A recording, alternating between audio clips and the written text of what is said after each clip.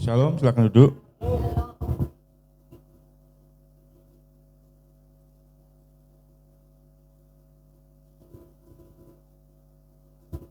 Mari kita baca Roma 14 ayat 1 sampai 23.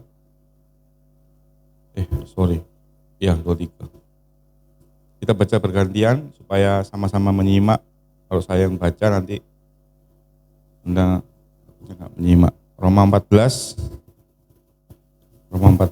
ayat 1 sampai 23. Saya mulai yang pertama, jemaat yang genap, yang nomor 2, ayat 2, dan selanjutnya nanti di ayat terakhir kita sama-sama. Jangan menghakimi saudaramu. Roma 14 ayat 1. Terimalah orang yang lemah imannya tanpa mempercakapkan pendapatnya. Yang seorang yakin. Jemaat boleh sama-sama? 1, 2, 3 ya. Yang seorang yakin bahwa ia boleh makan segala jenis makanan, tetapi orang yang lemah imannya hanya makan sayur-sayuran saja. Kasihan ya, makan sayur-sayuran aja. Jika siapa yang makan, janganlah menghina orang yang tidak makan. Dan siapa yang tidak makan, janganlah menghakimi orang yang makan. Sebab Tuhan telah menerima orang itu. Siapakah kamu sehingga kamu menghakimi hamba orang lain? Entahkah ia berdiri, entahkah ia jatuh, itu adalah urusan tuannya sendiri. Tetapi ia akan tetap berdiri, karena Tuhan berkuasa menjaga dia terus berdiri. Yang seorang menganggap hari yang satu lebih penting daripada yang lain, tetapi yang lain menganggap semua hari sama saja. Hendaklah setiap orang benar-benar yakin dalam hatinya sendiri.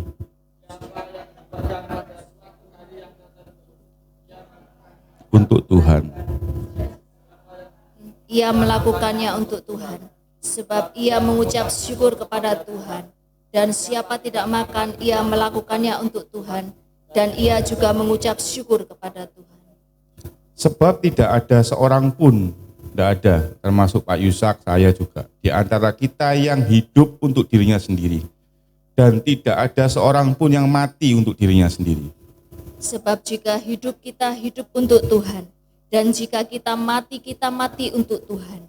Jadi baik hidup atau mati kita adalah milik Tuhan. Sebab untuk itulah Kristus telah mati dan hidup kembali, supaya ia menjadi Tuhan baik atas orang mati maupun atas orang hidup. Tetapi mengapakah engkau menghakimi saudaramu? Atau mengapakah engkau menghina saudaramu? Sebab kita semua harus menghadap tahta pengabdian Tuhan. Karena ada tertulis, demi aku Tuhan hidup. Demikianlah firman Tuhan. Semua orang akan bertekuk lutut di hadapanku dan semua orang akan memuliakan Tuhan. Demikianlah setiap orang di antara kita akan memberi pertanggungan jawab tentang dirinya kepada Tuhan. Ayat 13, perikopnya judulnya jangan memberi batu sandungan. Karena itu janganlah kita saling menghakimi lagi. Tetapi lebih baik kamu menganut pandangan ini, jangan kita membuat saudara kita jatuh atau tersandung. Aku tahu dan yakin dalam Tuhan Yesus bahwa tidak ada sesuatu yang najis dari dirinya sendiri. Hanya bagi orang yang beranggapan bahwa sesuatu adalah najis, bagi orang itulah sesuatu itu najis. Sebab jika engkau menyakiti hati saudaramu oleh karena sesuatu yang engkau makan, maka engkau tidak hidup lagi menurut tuntunan kasih. Janganlah engkau membinasakan saudara-saudaramu oleh karena makananmu, karena Kristus telah mati untuk dia. Apa yang baik yang kamu miliki, janganlah kamu biarkan difitnah. Sebab kerajaan Tuhan, kerajaan Allah Tuhan, bukanlah soal makanan dan minuman, tetapi soal kebenaran, soal damai sejahtera dan sukacita oleh Roh Kudus. Karena barang siapa melayani Kristus dengan cara ini, ia berkenan kepada Tuhan dan dihormati oleh manusia. Sebab itu marilah kita mengejar, garis bawah ya, mengejar apa yang mendatangkan damai sejahtera dan yang berguna untuk saling membangun. Janganlah engkau merusakkan pekerjaan Tuhan oleh karena makanan. Segala sesuatu adalah suci, tetapi celakalah orang jika oleh makanannya orang lain tersandung. Baiklah engkau jangan makan daging atau minum anggur atau sesuatu yang menjadi sandungan untuk saudaramu.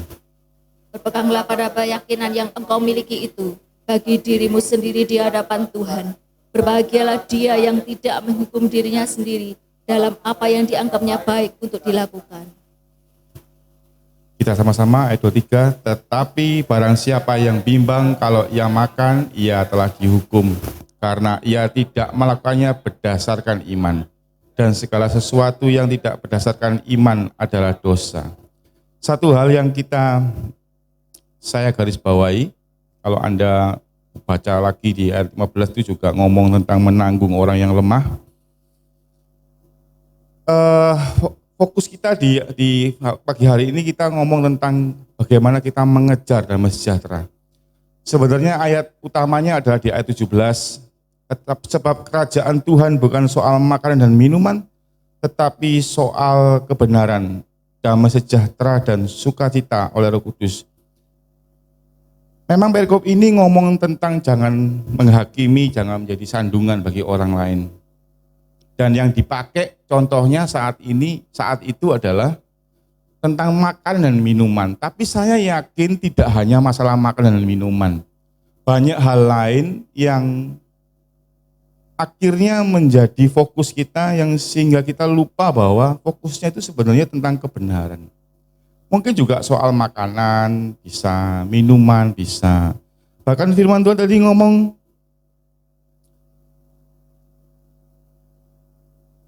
di ayat 15, Anda baca di B itu, janganlah engkau membinasakan saudaramu oleh karena makananmu, karena Kristus telah mati untuk dia. Anda perhatikan di ayat 16, apa yang baik yang kamu miliki, janganlah kamu biarkan difitnah. Jadi Anda jangan fokus kepada sesuatu yang di luar kebenaran. Dan banyak orang itu melakukan, jadi kalau ayat ini ngomong begini, sebab kerajaan Allah itu bukan, kerajaan Tuhan itu bukan soal makanan dan minuman, bukan apa yang masuk ke perutmu, firman di terjemahan lain, The Message ngomong, kebenaran firman kerajaan Tuhan itu bukan bicara tentang apa yang Anda makan, yang masuk ke dirimu, apa yang Anda terima, perlakuan orang lain, apa yang Anda makan, tapi tentang apa yang Anda perbuat untuk orang lain. Karena itu di sini ngomong tentang kerajaan Tuhan itu ngomong sesuatu yang ngomong tentang apa sih? Tentang kebenaran. Kebenaran yang bagaimana? Kebenaran yang diikuti damai sejahtera. Diikuti dengan sukacita oleh Roh Kudus. Makanya di ayat 19 ngomongnya, mari kita mengejar. Mengejar itu berarti ada tindakan kita, ada upaya kita. Apa yang mendatangkan damai sejahtera dan apa yang berguna untuk saling membangun. Kalau Anda melakukan kebenaran firman Tuhan, tetapi akhirnya mendatangkan tidak damai sejahtera, tidak mendatangkan sukacita, keadaannya tidak menjadi baik, perlu dipertanyakan kebenaran apa yang Anda sedang perbuat. Hal-hal yang sering dipersoalkan di luar kebenaran dan yang dimaksud dalam firman Tuhan ini banyak. Kalau kita ngomong makanan, minuman itu ngomong benda mati, ngomong sesuatu yang tidak penting. Sebenarnya contohnya kalau Anda baca di sini, janganlah Anda makan daging dan minum anggur. Janganlah sebentar. Ayat 21. Baiklah engkau jangan makan daging atau minum anggur atau sesuatu yang menjadi batu sandungan untuk saudaramu. Saya waktu masih aktif bekerja di perusahaan, kalau ada kumpul-kumpul makan sama karyawan sama anak buah saya tidak mungkin, walaupun di food court itu ada menu babi kecap, saya tidak akan pesan. Kenapa? Karena kalau saya makan babi di depan saudara-saudara saya yang muslim, itu akan jadi sandungan buat dia. Meskipun saya kepingin saat itu, tapi saya akan tahan. Kenapa? Supaya saya bisa seperti yang 1 Korintus, Anda kalau baca 1 Korintus pasal 9, Rasul Paulus ngomong, aku menjadi hamba bagi semua orang, supaya aku bisa memenangkan banyak sekali orang. Kalau saya punya keyakinan seperti di ayat 16, apa yang baik yang saya yakini. Bahkan kalau Anda bilang, di ayat 14 Anda baca, hanya bagi orang yang beranggapan bahwa sesuatu adalah najis, bagi orang itu adalah najis. Saya makan B2 dan saya tidak menganggap itu najis. Tapi kalau saya makan di depan orang lain, yang orang itu menganggap najis, saya akan jadi sandungan. Saya tidak akan bisa memenangkan dia. Saya ngomong apapun sudah sulit, sebab dia sudah menolak saya. Itu pun tidak berlaku hanya untuk makanan. Saya percaya firman Tuhan ini disampaikan dalam masalah makanan, minuman, karena memang itu hal yang simple, yang pokok, yang sering diperdebatkan. Jadi kalau Anda mau memenangkan banyak orang, Anda kepingin melakukan kebenaran, jangan lupa ayat 17 itu jelas ngomong tentang soal kebenaran, damai sejahtera, dan sukacita. Dan ayat 19 ngomong, marilah kita mengejar apa yang mendatangkan damai sejahtera, supaya terjadi di ayat 18, karena barang siapa melayani Kristus, Anda melayani Tuhan dengan cara ini itu apa? Kebenaran yang diikuti damai sejahtera. Anda akan berkenan pada Tuhan dan dihormati oleh manusia. Banyak anak Tuhan, hamba Tuhan juga melakukan kebenaran tanpa dia peduli. Bah, kamu tersinggung ya enggak apa-apa, aku negur aja. Di depan orang lain ditegur, dan tegurannya suaranya mungkin lagi itu lagi enggak enak hatinya, ngomongnya sedikit kurang enak. Dan dia ngomong, enggak tersinggung ya sudah, pokoknya aku negur. Akhirnya Anda mungkin di hadapan Tuhan Anda benar, tapi Anda tidak dihormati oleh manusia. Dan firman Tuhan itu selalu, kasih itu selalu ngomong vertikal dan horizontal. 1 Yohanes berkata jelas, kalau kamu bilang mengasihi Tuhan, Anda tapi tidak mengasihi sesamamu, Anda adalah penipu, Anda adalah pendusta. Nah, kebenaran firman Tuhan hari ini yang saya sampaikan kepada Anda adalah jangan sampai Anda fokus di luar sesuatu yang bukan kebenaran itu. Selain makanan dan minuman, saya yakin bisa tentang keuangan, bisa tentang hartamu, bisa tentang hal-hal yang berhubungan dengan uang, dengan harta. Matius 6 ayat 21 ngomong, karena di mana hartamu berada, di situ juga hatimu berada. Jadi kalau hatimu di uang, hatimu di berkat, hatimu di harta bendamu, jelas hatimu tidak di kerajaan surga, tidak di kerajaan Tuhan. Menurut Anda, saat orang kaya muda yang disuruh Tuhan, kan ada orang kaya muda itu, ingat ya kisah di Matius 19 ya, kalau Anda baca Matius 19, dia ngomong, Tuhan aku sudah melakukan banyak hal, kurang apa? Saya juga nggak ngerti maksud orang-orang muda ini mau pamer di depan banyak orang, di depan murid-muridnya bahwa aku suci dan aku sempurna. Saya nggak ngerti maksudnya apa, kenapa dia harus ketemu Tuhan dan ngomong begitu. Kalau dia tahu Tuhan itu maha tahu, dia baik itu Tuhan tahu, dia jahat Tuhan tahu. Kenapa dia harus datang ke Tuhan dan ngomong, Tuhan aku kurang sempurna apa? Begitu Tuhan ngomong di ayat 22, pergilah jual segala uangmu, segala hartamu, dan ikut aku, maka sedihlah hatinya sebab banyak hartanya. Jadi dia nggak dapat kerajaan Tuhan, meskipun perbuatannya baik. Sebab dia sedang fokus ke yang bukan yang mendatangkan damai sejahtera. Kenapa? Kalau sedih kan tidak damai sejahtera. Uangnya menghalangi. Makanya kalau firman Tuhan ngomong gini, orang kaya itu bukan tidak bisa masuk surga, tapi sulit. Namanya sulit itu berarti perjuangannya bisa berlipat-lipat dari orang lain. Kenapa sulit? Kalau Anda dengar firman Tuhan disampaikan gembala kita Pak Yusak tentang mamon kemarin, itu betul. Kenapa? Mamon itu, uang itu bisa menghalangi Anda untuk lebih mudah masuk surga. Kenapa? Contoh paling gampang. Suatu hari Anda mau melakukan sesuatu yang perlu duit. Misalnya Anda buka usaha. Yakobus 4 ngomong jangan melupakan Tuhan dalam rencanamu. Anda mau buka toko. Kalau Anda tidak punya duit, Anda akan nangis sama Tuhan dulu, tanya Tuhan, kalau engkau kehendaki berkati aku akan bisa buka toko. Betul? Tapi kalau Anda punya duit, kira-kira tanya Tuhan enggak? Langsung buka aja, orang kaya kok. Padahal Yakobus 4 ngomong jangan lupakan Tuhan dalam rencana-rencanamu. Dan yang dicontohkan di Yakobus 4 itu jelas urusan bisnis, urusan kerja. Jadi orang kaya itu sulit. Kenapa? Karena dia punya power, punya kekuatan untuk melakukan apa saja yang dia mau. Apa saja. Selama itu pakai duit ya. Jadi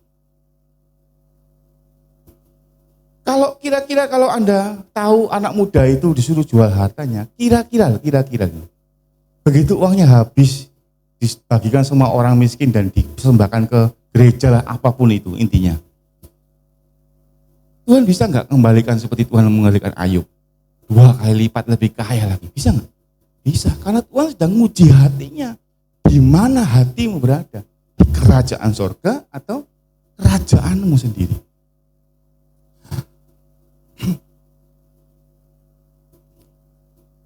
Harta enggak bicara cuma soal uang aja, enggak cuma duit, enggak cuma bicara mobilmu, enggak bicara cuma banyak hal yang bisa Anda miliki.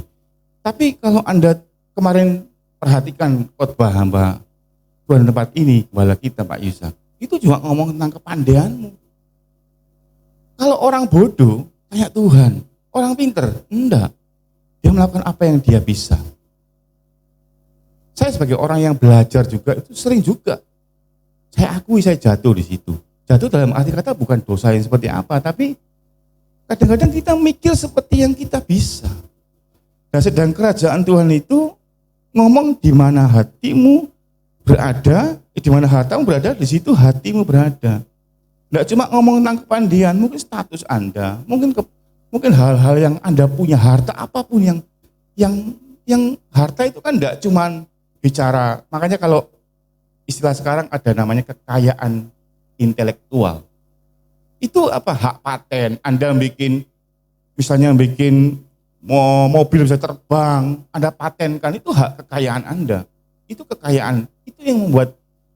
Jadi jangan sampai Anda fokus ke sesuatu yang tidak penting.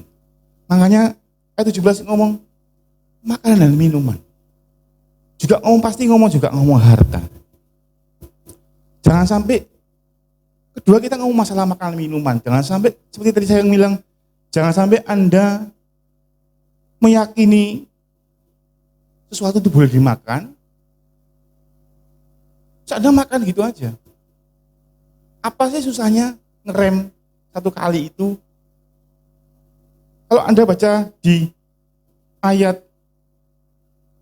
yang jangan makan daging dan anggur supaya, ayat 21 ya, baiklah engkau jangan makan daging atau minum anggur atau sesuatu yang menjadi sandungan untuk saudara. Saya nggak tahu daging ini apa, nggak tulis. Tapi kok saya yakin arahnya ke B2, karena B2 itu tidak kosher menurut orang-orang Yahudi, tidak halal.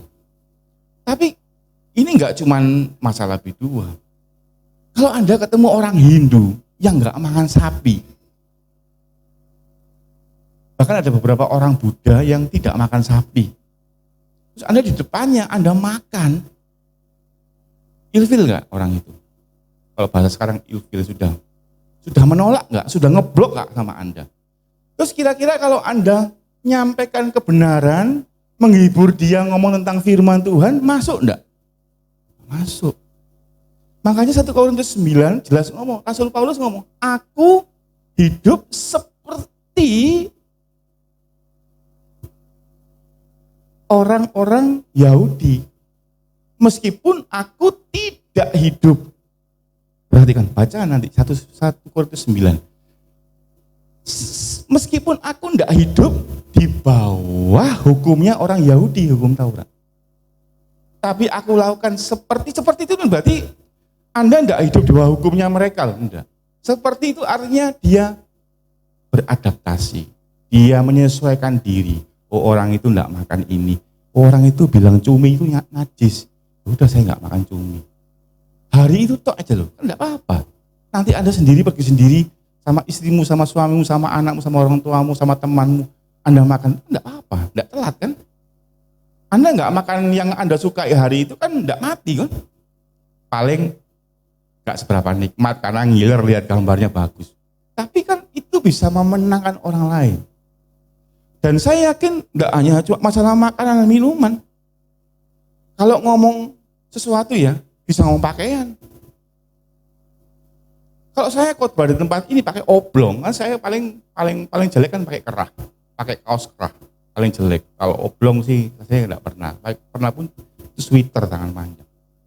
Kalau saya khotbah hari ini pakai kaos oblong dan jemaat di sini rata-rata kok gak pantas sih, pendeta kok pakai. Saya akan jadi sandungan buat Anda. Nah, kebetulan saya punya baju baru hari ini, dikasih Pak Adi Sutanto. Kebesaran ya, saya pakai. Tapi kalau saya khotbah di Singapura, saya khotbah di tempat-tempat yang di luar negeri yang rata-rata pakai kaos oblong aja pakai blazer selesai, ya saya enggak apa-apa dan saya enggak jadi sandungan. Bayangkan aja, jangan tertawa tapi bayangkan saya pakai singlet sekarang. Apa Anda enggak ilfil? Ilfil Anda. Tapi saya berusaha menyesuaikan diri. Karena saya yang hadapi orang Asia, bukan bule. Kalau bule, enggak masalah, mau Anda pakai singlet. Kalau dulu Anda ingat khotbahnya gembala kita tentang hal-hal yang masalah aktivitas gereja, berpakaian. Ya itu memang lakukan semua untuk Tuhan. Kalau Anda baca ayat 8, sebab jika kita hidup untuk Tuhan. Anda makan untuk Tuhan, berpakaian untuk Tuhan. Dan jika kita mati untuk Tuhan. Jadi baik hidup atau mati, kita adalah milik Tuhan. Sebab itulah Kristus telah mati, ayat 9. Supaya ia tidak hanya Tuhan orang mati, tapi Tuhan orang hidup. Banyak hal selain kekayaan, selain makanan minuman, yang kita kadang fokus dan datangkan damai sejahtera. Berteman, bertengkar, selisih paham, gara-gara makanan, gara-gara kekayaan, gara-gara cara pakaian. Bersaudara juga bisa begitu. Berkeluarga suami istri juga begitu. Jadi jangan sampai ada banyak hal yang contohnya yang paling gampang. Sabat itu hari apa sih? Ya kalau itu kan kalender Yahudi ya Sabtu. Anda salah ibadah di sini. Kalau ada orang Yahudi datang ke sini, Anda ibadah hari Minggu diguyu. Mau kalendernya mereka itu Sabtu. Kalau kita mulai tak jam 12.00, mereka mulai 5:30 ya betul ya? Mulai 5:30 lah, sekitar segitulah. Mulai hari terbenam itu ganti hari sudah. Kalau Anda nanti 0:00 beda, tapi kalau Anda bertengkar hanya masalah itu, datang damai sejahtera enggak ada. Bisa memenangkan orang lain enggak bisa. Sudah ngeblok ke Anda karena cara Anda salah. Anda mementingkan hal yang enggak utama. Saya sampaikan ini karena ini nyata, karena saya sering juga melihat. Saya punya grup SMA, atau anak SMA. Namanya anak SMA itu pasti kan agamanya macam-macam ya. Enggak cuma, meskipun sekolah saya sekolah Kristen di Dharma Mulia itu di Kupang, tapi kan juga banyak non-Kristen. Nah, teman saya yang dari dulu memang ya nggak tahu ya, kalau saya bilang sih sok rohani ya, tapi kalau memang bener rohani saya nggak ngerti. Tiap hari nge-share firman Tuhan, tak japri sama saya. Ini grup SMA, akeh wong Islam, ono Buddha juga, ono Konghucu. Kira-kira nek kamu di-share ayat-ayat agama mereka, kamu seneng nggak? Loh, kau nyampaikan kebenaran, bro, bener. Tapi kebenaranmu tidak mendatangkan damai sejahtera dan sukacita oleh Roh Kudus. Kenapa? Orang ilfil, ini grup SMA kok, grup umum, bukan grup agama, bukan kayak kita grup gereja itu. Kalau grup gereja itu ya tiap hari firman ya jangan belenger, karena itu makanan rohani buat Anda. Tapi ini grup SMA, ini contoh aja. Contoh yang sering saya temui, kenapa saya sampaikan ini penting. Jangan sampai Anda berteman, bersosialisasi dengan di luar itu, Anda belum ngomong firman, Anda sudah ditolak. Karena apa? Cara Anda itu, orang bilang itu ngomong fanatik. Apa sih fanatik itu? Fanatik itu gini, gak paling gampang ya, definisi gampang. Menganggap dirinya yang dia tahu, agamanya, keyakinannya, budayanya, adat istiadatnya itu lebih benar daripada yang lain. Tak ulangi. Fanatik itu sebetulnya definisi gampangnya itu menganggap dirinya, perbuatannya, agamanya, imannya, budayanya, kebiasaannya lebih benar dari orang lain. Contoh, hal yang gampang, nggak usah ngomong agama, terlalu tinggi. Cara makan. Kalau ada orang kena orang kidal, saya punya ponakan dari istri saya itu, kidal, mahal tangan kiri. Tapi kalau Anda orang Jawa ngomong, gak sopan. Tangan manis, tangan kanan. Padahal tanganmu buat mood ya gak manis. Tapi dibilang tangan manis. Ya dia kidal kok. Ya, kasihan kalau makan tangan. Saya pernah lihat ponakan saya makan tangan kanan, dipaksa sama orang tuanya. Gak karu-karuan, jatuh semua nasinya. Ini contoh paling gampang. Keyakinan sederhana, tapi Anda perdebatkan. Pak, itu contohnya terlalu simpel ya. Memang saya sampaikan simpel, saya tidak ngomong masalah agama.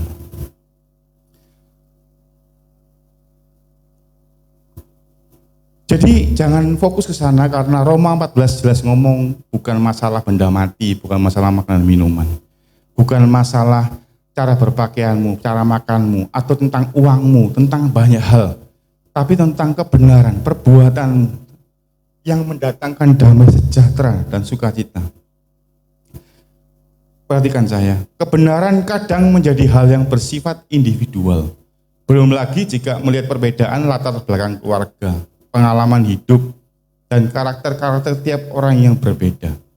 Untuk itulah kata kebenaran perlu diikuti dengan kata damai sejahtera dan sukacita oleh Roh Kudus. Bukan sukacita karena persetujuan penerimaan orang lain atas pendapat kita dalam sebuah pemahaman kebenaran. Jadi, apa yang Anda lakukan itu harus bisa mendatangkan damai sejahtera. Ada perbedaan-perbedaan prinsip juga, selain masalah makanan minuman. Perbedaan cara memperlakukan orang lain. Anda yang sudah menikah aja, Anda pasti di awal pasti banyak penyesuaian. Satunya loman, satunya pelit. Geger enggak? Geger. Tapi itu enggak mendatangkan damai sejahtera enggak? Enggak. Jadi kalau Anda, misalnya Anda seorang yang murah hati, pasangan Anda enggak murah hati, saya enggak bilang pelit, pelit itu kan kayak menghakimi Anda enggak murah hati, Anda memberi juga harus tanya sama pasanganmu. Karena jangan sampai Anda memberi, tapi enggak mendatangkan damai sejahtera. Karena kebenaran itu seperti itu. Jadi kebenaran itu jangan sampai Anda lakukan sembarangan, serampangan, tapi tidak mendatangkan damai sejahtera. Firman Tuhan jelas ngomong, dari buahnya lah kamu mengenal apa itu palsu, apa itu benar. Jangan Anda melakukan sesuatu yang Anda anggap benar, tapi Anda tidak peduli dengan sesamamu. Karena Anda akan tidak menggenapi yang di ayat 18. Karena barang siapa melayani Kristus dengan cara ini, melayani Kristus itu bagaimana sih? Melakukan kebenaran-kebenaran yang Anda anggap benar. Ia berkenan pada Allah dan Anda dihormati oleh manusia. Kadang-kadang kita itu ngomong fanatik itu bukan cuma masalah agama. Tapi fanatisme yang Anda punya, yang Anda anggap Anda lebih benar dari orang lain, tanpa sadar memaksa orang lain itu setuju dan mengikuti apa yang Anda yakini. Kayak tadi masalah makan tangan kiri, tangan kanan. Orang kidal ya biarkan aja. Kan nggak penting itu, nggak ada hubungan dengan keselamatan. Padahal saat Anda ingin orang lain setuju dengan pendapat Anda tentang kebenaran apapun itu, mungkin hanya beda sudut pandang, tapi esensinya sama, intinya sama.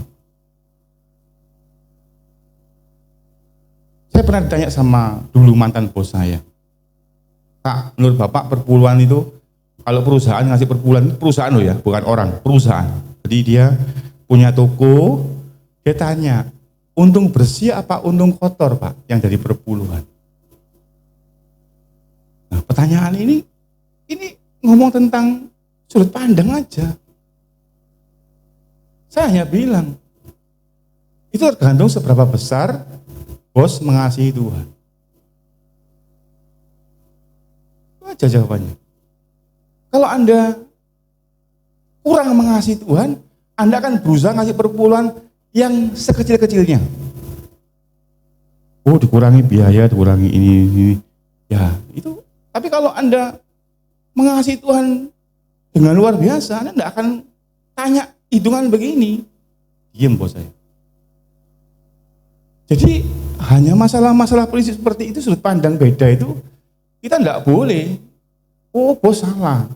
Nah, fanatisme tentang kebenaran, tentang fanatik tadi saya bilang, menganggap dirimu itu yang lebih benar dari orang lain. Menganggap imanmu itu lebih kuat daripada orang lain. Menganggap imanmu itu lebih kuat dari istrimu, dari suamimu, dari anakmu, dari orang tuamu. Sehingga begitu mereka tidak sesuai dengan yang Anda yakini, Anda miliki di hati, langsung Anda, Perikop tadi bilang apa? Menghakimi saudara. Menghakimi itu tidak hanya kasih hukuman cambuk, menentukan hukuman, tapi menyatakan salah, benar, dok, Paul, diketuk 3 kali itu sudah menghakimi. Setelah menghakimi baru menghukum. Jadi jangan Anda pikir, aku loh enggak hukum apa-apa. Enggak. Kamu mengira dia salah aja, itu sudah menghakimi. Ingat ya, Anda menyimpulkan saja dia salah, itu menghakimi. Kalau mungkin Anda enggak menghukum, Anda hanya menghakimi. Tapi ada juga yang menghakimi plus menghukum. Nah,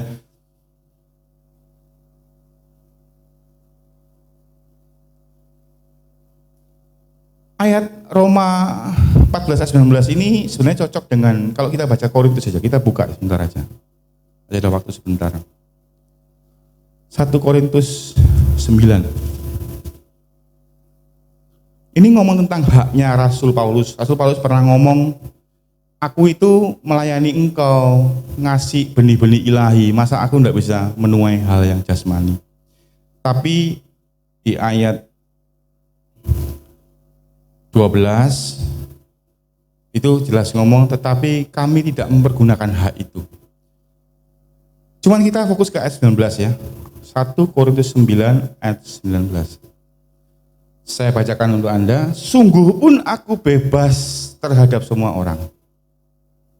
Bebas pakaian, bebas makan ini, makan itu. Tapi aku menjadikan diriku apa? Hamba dari semua orang. Supaya aku boleh memenangkan sebanyak mungkin orang. Saya bisa nggak pakai celana pendek khotbah? Ini tidak saya lakukan. Karena saya ingin jadi hamba.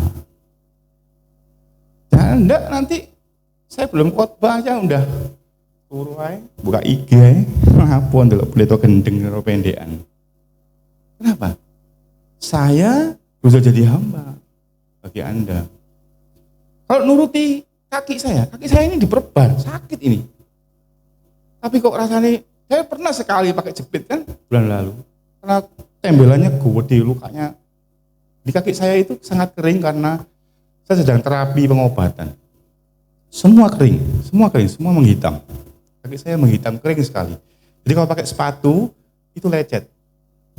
Padahal sepatu saya sak lusin. Saya belajar. Dua sepatu gak semake, gak ada anugerah. Hidup ini anugerah. Tak pajang, tak lihat terus, tak demek-demek, tak pakai. Karena pakai lecet ya. Tapi saya bilang sama istri saya, rodok kering, tak pakai sepatu aja. Nanti kan jadi sandungan. Saya juga ngomong dalam hati saya, jangan sampai saya jadi sandungan. Mungkin beberapa orang gak apa-apa Pak pakai sandal, mau sakit. Beberapa orang, tapi beberapa orang yang lain. Ya enggak ngerti saya sakit kan, batin gitu.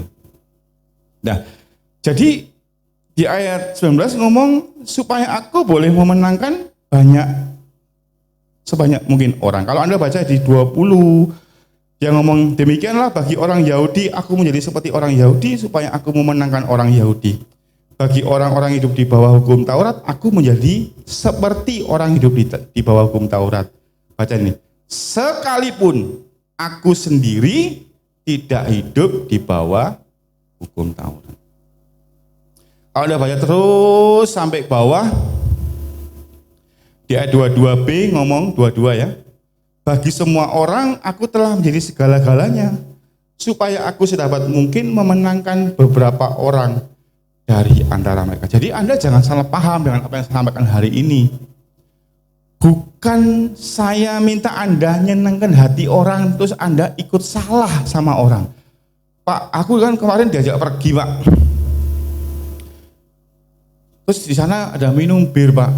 Misalnya Anda pertemuan sama teman-teman itu. Terus saya kan katanya harus jadi hamba bagi semua orang seperti mereka. Saya juga minum. Enggak.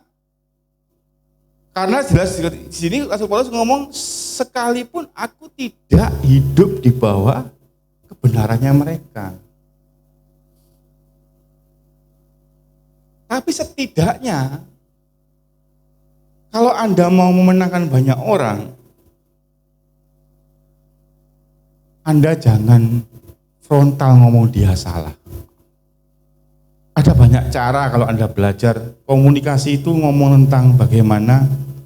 Jadi begini ya, saya kasih tips ya, mungkin ini penting ya karena saya ngajar ini juga ke semua pemimpin-pemimpin di perusahaan. Ada teknik yang namanya counseling. Anda sebagai hamba Tuhan, Anda sebagai anak Tuhan yang negur orang lain, saja teknik yang sederhana sekali. Kalau Anda mau konseling sama orang, Anda mau namanya counseling. Kalau Anda mau mengingatkan saudaramu, ada satu langkah pertama, ada beberapa langkah, tapi yang penting yang pertama. Pastikan dia sepandangan dengan Anda. Tak ulangi. Pastikan dia sependapat dengan Anda. Contoh, dulu waktu saya belum belajar teknik ini, saya negur anak buah klien dan sebagainya, sering mereka ngeblok dan tidak ngefek. Tapi begitu saya pakai cara ini, itu biasanya lebih mengefek. Pastikan dia sependapat dengan Anda. Contoh, orang saya negur karyawan bolos. Ini contoh gampang. Anda bisa nanti negur dengan teman-temanmu tentang cara hidup mereka yang salah, mereka ngerokok dan sebagainya. Saya pakai cara bertanya. Jadi kalau Anda mau negur orang itu, awali dengan bertanya. Mau negur anakmu, negur orang tuamu, negur pasanganmu, negur temanmu, negur anak buahmu, negur. Pakai tanya bertanya. Contoh, saya bilang sama anak itu, kamu sudah bolos berapa kali? 3 kali Pak. Menurutmu bolos itu merugikan perusahaan enggak? Ya enggak Pak, kan saya sudah dipotong. Berarti belum sependapat ya. Dia ngomong, Aku loh bolos, sudah dipotong, sudah dihukum kan? Tapi kan kita sebagai pemilik perusahaan atau sebagai pimpinan kan tidak kepingin duitnya dia sebenarnya. Anda nggak masuk dipotong itu tujuannya apa? Supaya Anda masuk, kan di situ. Bukan tujuannya supaya Anda dapat duitnya karyawan kan? Bukan kan? Tujuannya supaya Anda ndak bolosan, kan begitu. Anak sekolah bertengkar, terus dimarahi, mungkin dipukul gurunya. Tujuannya gurunya mukul karena gatel kepingin mukul atau supaya anak itu nggak nakal? Supaya anak itu nggak nakal. Nah, ini contoh bertanya. Merugikan perusahaan enggak? Enggak Pak, saya kan sudah dipotong. Ini cara pertama.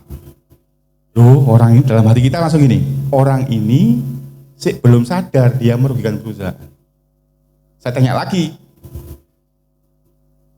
kalau satu orang ngangkat 50 kilo beras sama 2 orang ngangkat 50 kilo beras, ringan mana? Ya ringan 2 orang. Nah, kalau kamu bolos, kira-kira pekerjaan temenmu jadi berat enggak? Karena enggak ada kamu. Mulai dia merunduk, iya sih Pak. Mulai sepakat sama Anda. Teknik ini mahal. Orang bayar ini saya mahal. 1 hari bisa 1.000 bahkan juta. Cuma ngajari ini aja, jadi ada saya kasih free. Ini penting, cara negur paling gampang. Biasakan dengan bertanya. Kalau Anda belajar ini namanya NLP. NLP itu 3 hari 25 juta. Serius, cari di Google. Kursus NLP. Itu teknik menegur orang, teknik mengarahkan orang dengan bertanya.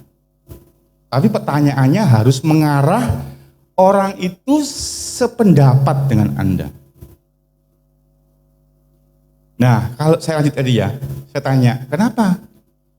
Terus menurutmu kalau banyak orang bolos kayak kamu, perusahaan rugi enggak? Karena 1 orang harusnya ngangkat 25 kilo jadi 50 kilo karena temannya tidak masuk. Kira-kira kalau banyak orang seperti kamu, perusahaan rugi enggak? Iya. Berarti kamu bolos merugikan perusahaan, Mbak. Mulai dia merunduk. Iya sih Pak, merugikan. Sudah toh? Sependapat toh? Hanya dengan bertanya. Anda memang ketemu nanti orang-orang yang ngeyel, orang-orang yang keras kepala, jawabannya kayak tadi, ya enggak sih Pak, saya udah dipotong kok. Mulai kasih pertanyaan yang lain. Sampai dia setuju bahwa dia itu salah. Kalau orang sudah ngaku salah, ditegur itu gampang. Tapi kalau orang itu merasa masih benar, bahwa Anda nanti berbuih-buih ngomong 2 jam juga masuk kanan, keluar di kiri. Jadi itu. Supaya Anda dari sini Anda tahu bahwa oh ternyata aku harus melakukan kebenaran yang membawa damai sejahtera. Jadi menegur itu enggak perlu dengan, kalau orang lama kan teknik yang dia pakai teknik bertanya itu biasanya menegur dengan menyatakan pendapatnya. Jadi saya ngomong sama Pak Jono. Pak Jono ini bolosan. Langsung saya bilang, Pak Jono kok bolosan sih? Dosa loh. Itu pernyataan saya kan? Bukan omongannya Pak Jono kan? Tapi kalau saya bilang Pak Jono, Pak Jono bolos berapa kali? Tanya itu sudah membuat orang sudah agak malu. 5 kali Pak. Kenapa Pak? Oh saya sering main game Pak, selamat malam bangun kesiangan. Pak Jono main game enggak ketok ya, ini cuma contoh aja. Terus saya tanya, menurut Pak Jono itu baik enggak bolos? Ya enggak sih Pak. Nah, sudah sepakat bahwa bolos itu tidak baik. Negurnya gampang, masuk ke hatinya pasti, betul? Jadi Anda harus belajar. Ini cuma salah satu awal aja, contoh gampang ada. Di ayat 1 Korintus 9 ayat 26 terakhir. Jadi kalau Anda mengejar kebenaran, itu harus punya tujuan. Seperti Rasul Paulus, sebab aku tidak berlari tanpa tujuan, dan aku bukan petinju yang sembarangan memukul. Kalau Anda melakukan kebenaran dengan sembarangan, Anda tidak diikuti dengan damai sejahtera dan sukacita, Anda serampangan melakukan kebenaran, tidak peduli orang lain, tidak peduli orang itu terima gak terima, tidak peduli orang itu mau seneng gak seneng, gak ngurus aku, yang penting ya, Anda akan meninju dengan sembarangan. Kalau kita statement saya terakhir, jika kita menggandengkan kebenaran dengan damai sejahtera dan sukacita, nanti saya share ini catatan ini, tenang aja. Kita akan berinteraksi ke sesama. Kalau Anda ngomong berinteraksi ke sesama itu, Anda ingat khotbah gembala kita, Pak Yusak. Anda menggembalakan sekitarmu, ya kan? Kita kan sudah diingatkan tentang yang lalu tentang menggembalakan orang lain. Menggembalakan itu apa sih? Ya ngajari, ya negur, ya mimpin. Kalau Anda menggandengkan kebenaran dengan damai sejahtera, maka saat Anda mengembalakan orang lain di sekitar Anda, itu Anda punya target jelas, damai sejahtera dan sukacita. Yang kedua, kalau saat Anda beribadah pun, kalau Anda menggandengkan kebenaran dengan damai sejahtera, Anda tidak akan mengejar yang namanya kepentingan-kepentingan pribadi, hal-hal yang nggak penting. Tapi Anda ibadah itu sebagai bentuk rasa terima kasihmu dan kesetiaanmu kepada Tuhan. Dan yang ketiga, kalau kita melakukan kebenaran dengan fokus seperti ayat tadi 19, mengejar damai sejahtera, kita akan rela tidak melakukan hal yang seharusnya kita yakini boleh. Kayak tadi saya contohkan, tidak makan B2 di depan orang Muslim, tidak makan B2 di depan orang Yahudi, tidak makan sapi di depan orang Hindu, tidak berpakaian yang membuat orang itu tersandung, atau tidak melakukan hal-hal yang membuat orang itu tersandung. Kita akan rela tidak melakukan semua itu, meskipun kita bebas lakukan, karena itu akan jadi sandungan buat orang lain. Setidaknya hal ini tentu melihat situasi dan kondisi yang sedang kita hadapi. Kalau Anda sendirian, Anda bebas saja. Anda mau di kamar, mau gak pakai baju ya gak apa-apa, asal dikunci ya. Tapi kalau Anda melakukan hal-hal yang gak penting sebenarnya, tapi itu jadi sandungan dan membuat Anda gak mendatangkan damai sejahtera dalam kehidupanmu, ya Anda harus introspeksi diri. Apakah caraku salah? Apakah aku mementingkan hal yang gak penting sebenarnya, yang gak ada hubungannya sama keselamatan? Kira-kira kalau saya khotbah pakai singlet gitu, Tuhan tidak ada di sebelah saya. Ada, cuma jadi sandungan buat Anda. Saya tetap dapat upah nggak? Dapat. Tapi Anda masuk kanan keluar kiri karena Anda sudah ilfil lihat saya pakai singlet. Misalnya begitu. Jadi kerajaan Tuhan bukan bicara apa yang Anda terima, tapi apa yang Anda berikan. Kerajaan Tuhan bukan bicara apa yang diperbuat orang atas diri kita, tapi apa yang kita perbuat untuk orang lain, apakah mendatangkan damai sejahtera.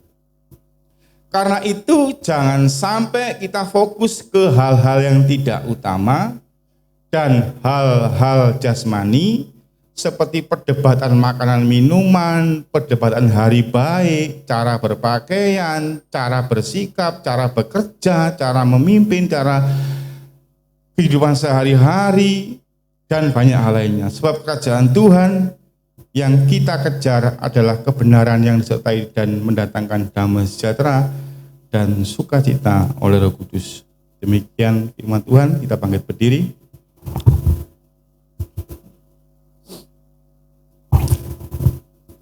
Tuhanku mau menyenangkanmu. Mungkin C ya cukup. Tuhan. Ada lagi G. Tuhanku mau menyenangkanmu. Tuhan, bentuklah hati ini jadi bejana untuk hormat-Mu, cemerlang bagai emas murni, menyenangkan-Mu, senangkan-Mu. Hanya itu kerinduanku, menyenangkan-Mu, senangkan hati-Mu. Hanya itu kerinduanku, menyenangkan-Mu, menyenangkan-Mu, senangkan-Mu. Hanya itu kerinduanku, menyenangkan-Mu, senangkan hati-Mu. Hanya itu kerinduanku, hanya itu kerinduanku, hanya itu kerinduanku. Tuhan, kami kadang-kadang melakukan kebenaran, kami kadang-kadang menggembalakan keluarga kami, teman kami kadang-kadang makan dan minum, kami kadang-kadang berpakaian, kami kadang-kadang bersikap, kami kadang-kadang melakukan semua itu bukan seperti yang Roma 14 berkata, semua dilakukan untuk Tuhan. Lewat pujian ini kami mau berkomitmen, kami mau tidak menyenangkan diri kami mau menyenangkan. Oh rapasikiti, menyenangkan-Mu. Kami mau menyenangkan-Mu.